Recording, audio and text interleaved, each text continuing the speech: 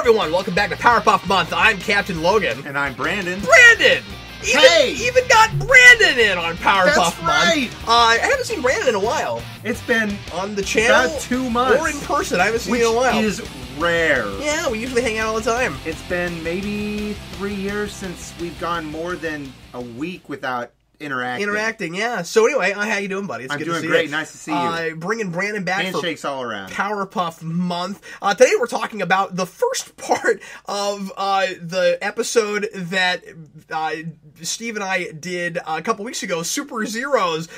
This is Jewel of the Isle. It's season 3, the first part of episode 6, and that's how it's organized anyway on Netflix. I picked this one, this is not one that wound up on my top 10 when I did the Superhero Rewind, but I chose this one because this was an episode that I picked at random and didn't even remember what happened in it. This is one that I had seen on TV maybe once, and Brandon and I one night felt like watching Powerpuff Girls. This was before they put all of the episodes on Netflix, so we pulled my discs out and we randomly picked one, and we ended up watching Jewel of the Isle, which is the one which is the one, of course, we're watching now. And I picked this because of the reaction you and I had to it. We thought it was so funny. Making fun of 90s cereal commercials and like mixing all the really popular ones together, making fun of all of the advertising and how we kind of sometimes dupe kids into getting their parents to buy really sugary things. Yeah, ask your parents, kids. With these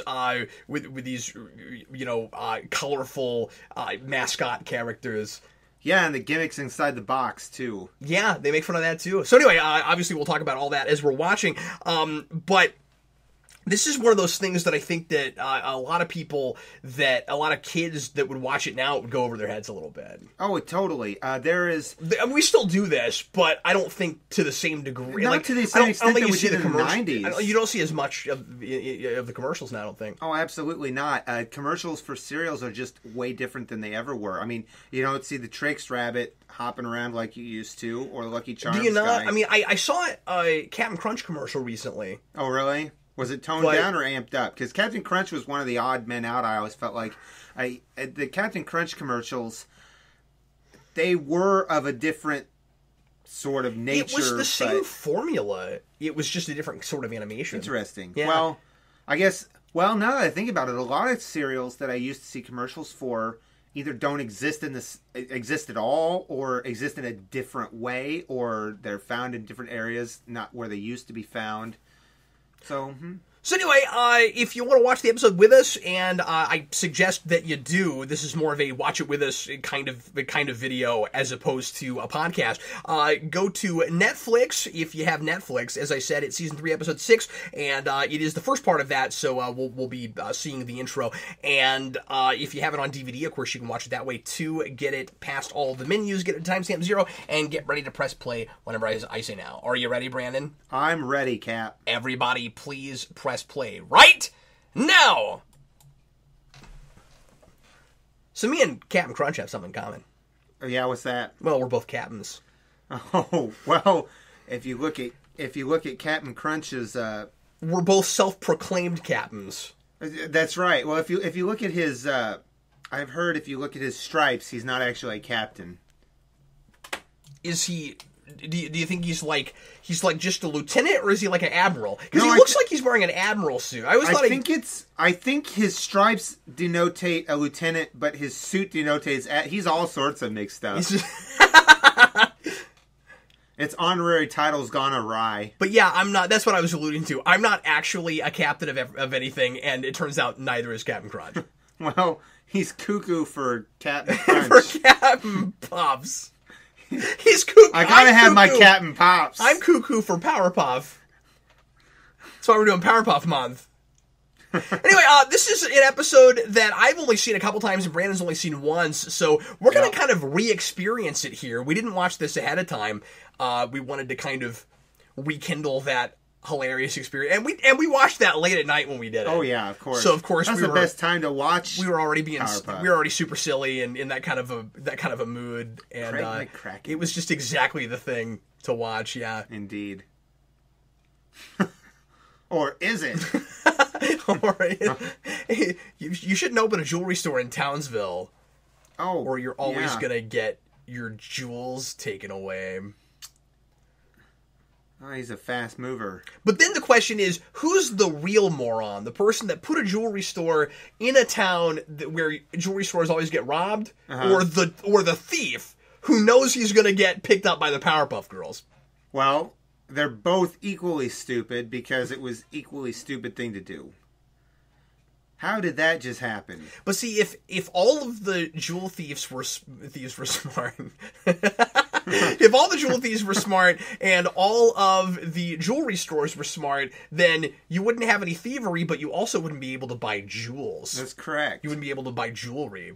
Or if they put a jewelry store in the town jail, generally food cereal.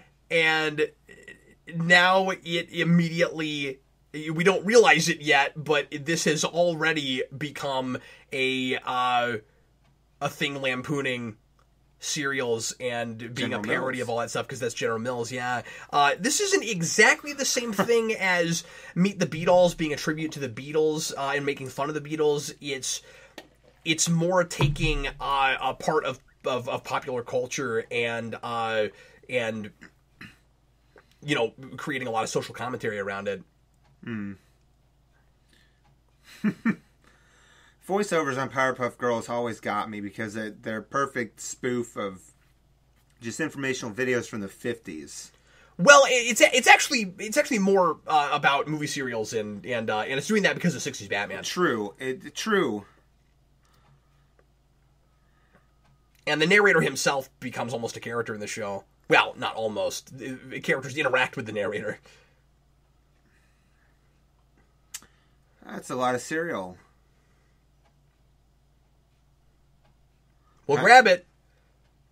Grab it. Don't talk to it. I think this is going to cause some more frustration on a part of the criminal. This guy reminds me a little bit of Multiple Santa. From The Tick. Yeah. Yeah.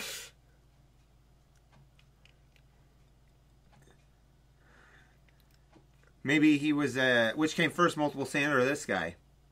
Would have been Multiple Santa, but he's not really all that much like Multiple Santa. He just reminded me of that a little bit, because he's a kind of a dumb thief guy. He's a dumb, overweight thief guy who's kind of middle-aged and ends up putting on a costume and inadvertently being believed to be someone he's not, and then taking advantage of that. So even in plotting, it's a little bit similar. And now we got our first look at the boxes of cereal everywhere.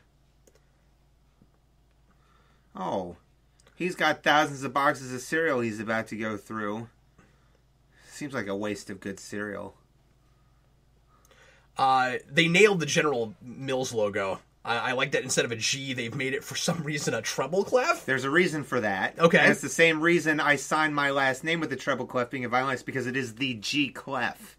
It rests on the G line of the G line Awesome. of the staff. I'm glad you were here for that. And I was about to mention it when you brought it up, and I was like, Cap's going there, and I was like, that's why. Oh, so a indeed lot of the comedy from this show comes from hilarious conveniences, and I think we're sometimes even directly making fun of all of the coincidences that happen to make a lot of superhero plots work. And so it works in this because A, it's a cartoon, and that stuff is just inherently funny, and B, where it's a direct parody of that formula and that plotting. Where's your couch? Why are you sitting on the floor? Why is that room that big and there's no furniture in it? I got a question for you. Now, I know there's a lot of chain stores in the United States. Check out the late 90s computer animation here. Yeah, it looks like Reboot. It does look like Reboot. And a little bit like Beast Wars. There are chain stores all across the United States, of course, but is there a store called Ralph's? Because the store they were at was called Mouth's. Mouth's, yeah. Mech animals. Oh, they're actually directly making fun of Beast Wars there. Also, because this was right around that same time. Look at the animation here with the with kind of the depth of field and the way the shadowing is. That is exactly what that looked like. Oh, of course. But Well, I mean, obviously not exactly. They've created their own models and style in trying to make it still look like a Powerpuff Girls thing, but this is the animation. They've homaged look. it, spoofed it perfectly. Perfectly, yeah. This guy is a combination. Looks like he's got a Captain Crunch look, but he also looks like the rabbit from Trix. Yeah, because he's Lucky Captain Rabbit King. So it's Lucky Captain Rabbit King. So he's Lucky Charms, he's Captain Crunch. With tuna. And he's the rabbit from Trix. The Irish seafaring nobleman. Oh, well, there you go. They've mixed all three. I think that's absolutely brilliant. It's hysterical. The character in that commercial that you just... Because it's a cartoon, Brandon. Oh. But you'd think that if you could just pull a suit like that from nowhere because of cartoon logic, cartoon physics, you could make it look a little bit better than that. Well, it is a rabbit. Did he pull it out of a hat? He pulled it out of a bad costume hat. That inside of, there's a Halloween store. And now we're doing a very traditional... cartoon before the movie kind of thing. Like Warner Brothers and Disney cartoons, where now the formula is the bad guy that keeps trying to get away with something and he loses over and over again, like Wile E. Coyote. Oh yeah, foiled every time. Foiled again. You know, I will say this: the Powerpuff Girls just discounted the fact that he's already trying to trick them. Yeah, and they said, you need to trick us first. Well, he's already tricking you. Or trying to, anyway, yeah. Yeah, well, they don't know he's the robber yet, so... But see, that's the sort of trick that is not going to make him hand over the cereal, you see. Or make them hand over the cereal, because then they're going to be, wait a minute, you belong in jail. And didn't we try to stop you already? Ridiculous Lucky Captain Rabbit King. Are for the youth. For the youth. The secret garden. Like, whose grandma is it supposed to be? Like, whose mom is it supposed to be? Like, I don't think the professor... Ooh, punch landed. I don't think we ever hear anything about the professor's parents.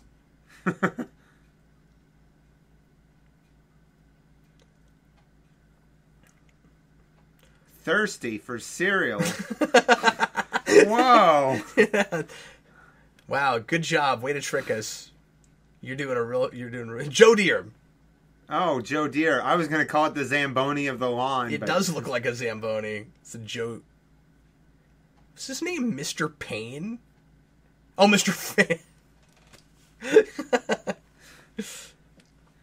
I don't think I would want to eat a cereal that had nuggets in the title. Yeah, no. I mean, I get why that's the name, because it's supposed to be because we're mixing all these different things, and so it's like you're mining for coal or something. Sure. So that's the gimmick, but that's the motif. I like how his fake head came off, but his costume head that is still over the robber did not come off.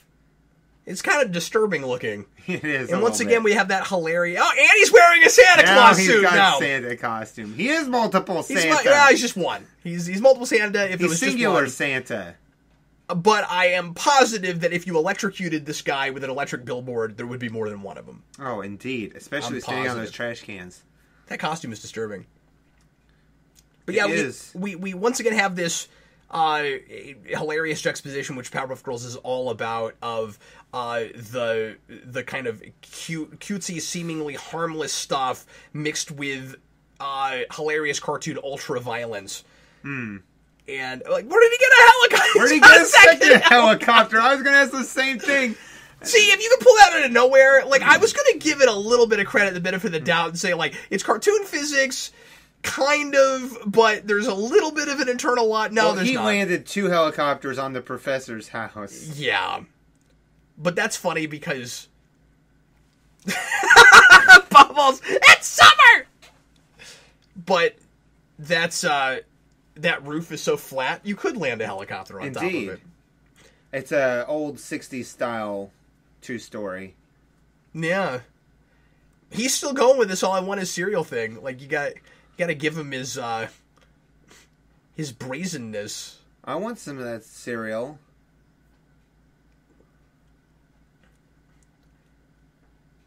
This guy is now he doesn't even remember what he went for the cereal in the first place. Oh, that's right. That's funny. Now he's decided there really are 5 lights, Brandon. Oh, yeah. Now they get to beat him up for real. That's a large diamond. Oh, they damaged the police car. Stupid unlucky. Caption robber, dude. That's great. Indeed it is. Pink blossom. Sometimes the thing the narrator says at the end is lame, and sometimes it caps it off nicely and is like the funniest thing, or one of the funnier things in the episode. I love that we do that callback to Heart Stars Horseshoes. At the end there. So, if you grew up in that period and you were inundated with those commercials and the, this is part of your balanced breakfast. Yeah, what about a balanced breakfast? Do they even say that anymore? I think they do. Yeah, I mean, things haven't changed that much. I just think that not everyone is watching all the same stuff. Like there's so much to grab your attention in all kinds of different places now that I don't think that kids are all growing up with the same advertising and the same, necessarily even sometimes the same stuff being sold to them. You make a good point, because now that I think about it, the shows that I watch and the channels that I watch them on, I'm not watching at a time where they'd be airing a lot of cereal commercials. And things like that. What if you grew up in a house of cord cutters? Like Jason's not going to see a lot of that stuff. Oh yeah, and indeed. Like some of that humor would go right over his head. I should go look up some more recent commercials and see. So some of it is just evolution of technology. I should call up Mikey and see if he likes it. Everybody, thanks always for listening. Hope you enjoyed it, and I'll see you again with another exciting Powerpuff commentary here on Geekvolution. More Powerpuff month, the entire month of May. I'm Captain Logan. And I'm Brandon.